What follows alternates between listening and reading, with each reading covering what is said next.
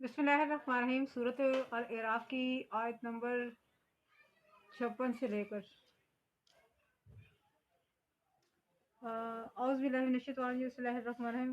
ان ربکم اللہ الذی خلق السماوات والارض فی ستۃ ایام ثم استوى علی العرش یغشی اللیل النہار یطلبہ حثیثا والشمس والقمر والنجوم مسخرات بامرہ الا له الخلق والامر تبارک اللہ رب العالمین۔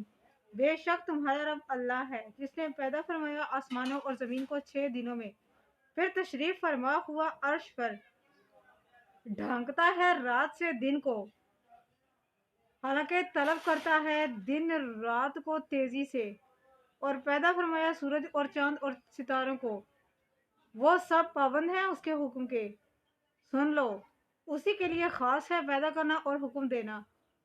بڑی برکت والا ہے اللہ تعالیٰ جو مرتبہ کمال تک پہنچانے والا ہے سارے جہانوں کو۔ بے شک آپ کے ساتھ میں اس چیز کا بہت دفعہ پہلے ذکر بیان کر چکی ہوں کہ اللہ تعالیٰ نے زمین و آسمان کو، بہت ساری ویڈیوز میری پچھلی بھی بڑی ہوئی ہے، اللہ تعالیٰ نے زمین و آسمان اور جو کچھ ان میں ہے سب کو 6 دن میں پیدا فرمایا۔ اب یہاں پر کچھ بزرگوں کا اختلاف ہے کہ 6 دن کون سے ہیں، تو وہ اتوار، سوموار، منگل، بدھ، جمعرات، جمعہ، یہ 6 دن۔ جمعے کو حضرت آدم علیہ السلام کو اللہ تعالیٰ نے پیدا کیا اور ان کے اندر وہ روح پھونکی، مطلب پیدا کرنے کا انہوں نے، وہ اللہ تعالیٰ نے اپنے دست قدرت سے آدم علیہ السلام کو بنایا، جو روح پھونکی تھی وہ انہوں نے جو ہے وہ فرائیڈے کو، جمعے کے دن پھونکی تھی۔ اب یہاں پر ایک دن آتا ہے ہفتے کا، سیٹرڈے کے بارے میں لوگوں کا، بہت سارے علماء کا، سلفا کا اختلاف ہے کہ سیٹرڈے کو کیا کیا تھا۔ تو بعض بزرگ اس بارے میں کہتے ہیں کہ سیٹرڈے کو اللہ تعالیٰ نے زمین بنائی تھی، باقی جو ان میں اشیاء ہیں وہ اللہ تعالیٰ نے پیدا فرمائی ہیں باقی دنوں میں، یعنی کہ اتوار سے لے کر جمعے تک، باقی جو اس میں مخلوقات وغیرہ ہیں۔ رہی بات جنات وغیرہ کی، تو جنات میں نے آپ کو بتایا ہے سورۃ بقرہ میں اس کی تفسیر موجود ہے کہ اللہ تعالیٰ نے ہم سے پہلے 2 مخلوقات کو پیدا کیا تھا۔ دوسری جنات ہی پہلی جو ہے وہ سورۃ بقرہ میں گزرے کہ وہ ایلین ٹائپ کے نا وہ تھے، بظاہر وہ بھی ان کی 2 ٹانگیں تھی، اسی طرح جنات کی طرح ہماری ہی طرح تھے وہ لوگ، وہ بھی فساد کرتے تھے، تو اللہ تعالیٰ نے ان کو ہلاک کر دیا۔ جنات بھی اسی طرح قتل و غارت، زنا، فسادات کرتے تھے، اللہ تعالیٰ نے ان کو بھی وہ کر دیا۔ پھر جو بچے ہوئے ہیں، جو آج تک موجود ہیں، قرآن کریم اس کا شاہد ہے، اور تمام اہل علم، وہ لوگ کچھ پہاڑوں کے پیچھے انہوں نے پناہ لے لی، اور کچھ جو ہے وہ دریاؤں سمندروں وغیرہ میں نا جا کے پناہ گزین ہو گئے کچھ جنات، اور ایک جو تھا وہ اس کو فرشتے لے گئے تھے اٹھا کے، وہ جو 4-6 مہینے کا کاکا تھا، یعنی کہ ابلیس۔ تو وہ آپ کے ساتھ پہلے بہت دفعہ میں بیان کر چکی ہوں، اور اس میں کوئی نئی چیز نہیں ہے جو میں آپ کے ساتھ بیان کروں یا آپ کو حوالہ دوں، کیونکہ قرآن کریم میں بہت سارے مقامات پر اس چیز کا حوالہ ہے۔ اللہ تعالیٰ نے آدم علیہ السلام کو عصر کے بعد، مغرب سے پہلے پیدا کیا۔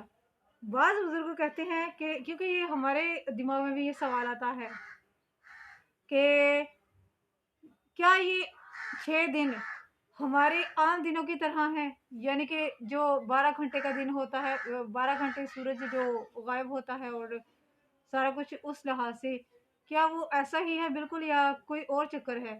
تو بعض بزرگوں کو اس کے بارے میں ہے کہ ایک دن 1000 سال کا تھا، لیکن میرا اس پر دل ٹوٹلی سیٹسفائیڈ نہیں ہے۔ کیوں نہیں ہے؟ اللہ تعالیٰ نے تو صرف کن فرمانا ہے نا، اگر ایک دن یہ والا ہو تو سب کچھ ہو سکتا ہے، کیونکہ اللہ تعالیٰ نے ہلاک بھی اس زمین کو اسی طرح کرنا ہے، اللہ تعالیٰ نے صرف کن فرمانا ہے، یا جبار ہو یا قہار ہو۔ اور اسرافیل علیہ السلام تو پہلے سے ہی سور کو منہ میں لے کر گھوم رہے ہیں۔ رسول پاک صلی اللہ علیہ وسلم نے ارشاد فرمایا، جس شخص نے عمل صالح کرنے پر اللہ تعالیٰ کا شکر ادا نہ کیا بلکہ اپنی تعریف کی، اس نے کفر کیا اور اس کا وہ عمل ضائع ہو گیا۔ اور جس شخص نے یہ گمان کیا کہ اللہ تعالیٰ نے بندوں کو کوئی طاقت دی ہوئی ہے، جس نے یہ گمان کیا کہ اللہ تعالیٰ نے بندوں کو بھی کوئی طاقت دی ہوئی ہے، تو اس نے کفر کیا، اس نے وحی الہی کا انکار کر دیا۔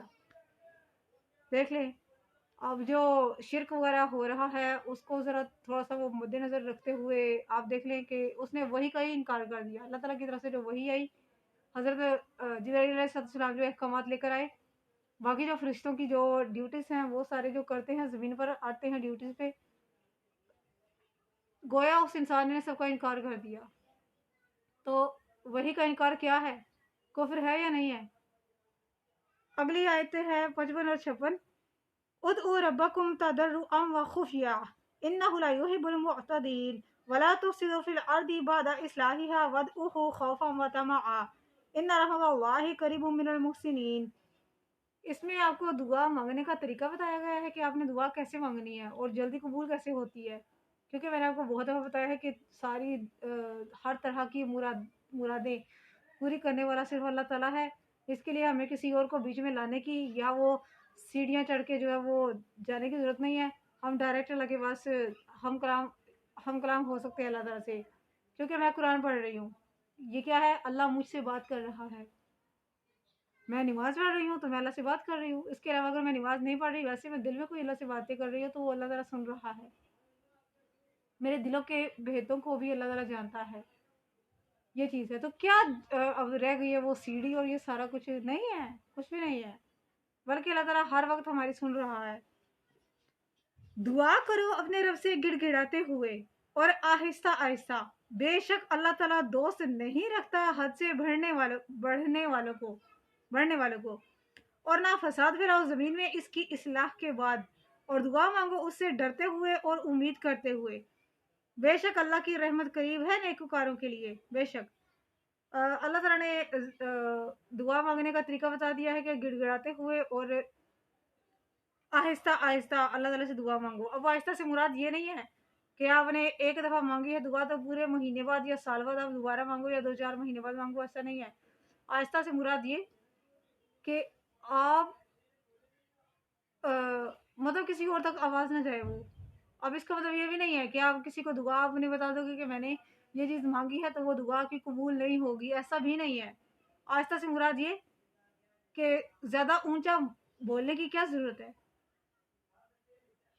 ضرورت نہیں ہے نا۔ جب نماز میں وہ عاجزی انکساری کا وہ حکم اللہ تعالیٰ نے دیا ہوا ہے قرآن سے ہی، تو پھر دعا مانگتے ہوئے آپ نے زور سے کیوں بول رہا ہے؟ اچھا ہوا یوں تھا، حضرت ابو موسیٰ اشعری رضی اللہ سے روایت ہے، لوگ بلند آواز سے دعا مانگا کرتے تھے تو رسول اللہ صلی اللہ علیہ وسلم نے فرمایا، اے لوگو اپنے اوپر ترس کھاؤ، تم نہ تو کسی بہرے کو پکار رہے ہو نہ کسی غائب کو، تم جس ذات کو پکار رہے ہو وہ سمیع ہے، وہ بصیر ہے اور بہت قریب ہے وہ تمہارے۔ بے شک حضرت حسن بصری رحمۃ اللہ فرماتے ہیں، ایک زمانہ تھا کہ آدمی حافظ قرآن ہوتا لیکن کسی کو کانوں کان خبر نہ ہوتی، ایک آدمی فقہ میں متعبر ہو جاتا لیکن لوگوں کو محسوس تک نہ ہوتا، اور ایک آدمی اپنے گھر میں لمبی لمبی نمازیں پڑھتا حالانکہ اس کے گھر میں مہمان وغیرہ بھی موجود ہوتے تو ان کو بھی نہ پتہ چلتا کہ کوئی نماز پڑھ رہا ہے یا کیا ہے۔ آج کل ہمیں ایسے لوگوں سے واسطہ پڑ رہا ہے جو خفیہ عبادت پر قادر ہونے کے باوجود اعلیٰ اعلان عبادت کر رہے ہوتے ہیں۔ پہلے مسلمان پوری کوشش اور دل جمعی سے دعا کیا کرتے تھے تو سوائے ان کے اور اللہ کے درمیان مناجات کے ان کے منہ سے کوئی بھی آواز سنائی نہیں دیتی تھی۔ اس لیے اللہ تعالیٰ کا فرمان ہے، ادعوا ربکم تضرعا وخفیا، یعنی کہ گڑ گڑاتے ہوئے اور آہستہ آہستہ، یعنی کہ ہلکی آواز میں دعا مانگو۔ ابو مجلس کہتے ہیں کہ تجاوز کا مطلب یہ ہے کہ وہ مقامات انبیاء کے حصول کی دعا نہ کرے۔ حضرت سعد رضی اللہ نے دیکھا کہ ان کا بیٹا یہ دعا مانگ رہا تھا کہ اللہ میں تجھ سے جنت، اس کی نعمتوں، اس کی ریشمی کپڑوں کا سوال کرتا ہوں، اور دوزخ اور اس کی زنجیروں اور بیڑیوں سے تیری پناہ مانگتا ہوں۔ حضرت سعد رضی اللہ نے فرمایا، اے بیٹے تم نے تو خیر کثیر کا اللہ تعالیٰ سے سوال کیا ہے اور شر کثیر سے اس کی پناہ مانگی ہے۔ میں نے رسول اللہ صلی اللہ علیہ وسلم کو یہ فرماتے ہوئے سنا ہے، عنقریب ایسے لوگ ہوں گے جو دعا میں حد سے تجاوز کر جایا کریں گے۔ ایک اور روایت میں آتا ہے، یہ وضو اور دعا میں حد سے تجاوز کریں گے۔ حضرت عبداللہ بن مغفل نے اپنے بیٹے کو یوں دعا مانگتے ہوئے دیکھا، اے اللہ میں تجھ سے جنت میں دائیں جانب سفید محل کا تجھ سے سوال کرتا ہوں۔ تو انہوں نے کہا، بیٹے صرف جنت کا سوال کرو اور عذاب سے پناہ مانگو، کہ میں نے رسول اللہ صلی اللہ علیہ وسلم کو یہ فرماتے ہوئے سنا ہے کہ ایسے لوگ ہوں گے جو دعا اور وضو میں زیادتی سے کام لیں گے۔ اور ظاہر ہے اللہ تعالیٰ ہمیں دنیاوی اور اخروی عذاب سے بچائے۔ ربنا آتنا فی الدنیا حسنۃ وفی الآخرۃ حسنۃ وقنا عذاب النار وقنا عذاب القبر وقنا عذاب الحشر وقنا عذاب المیزان۔ یہ کافی ہے، بجائے اس کے کہ ہم یہ کہیں کہ اے اللہ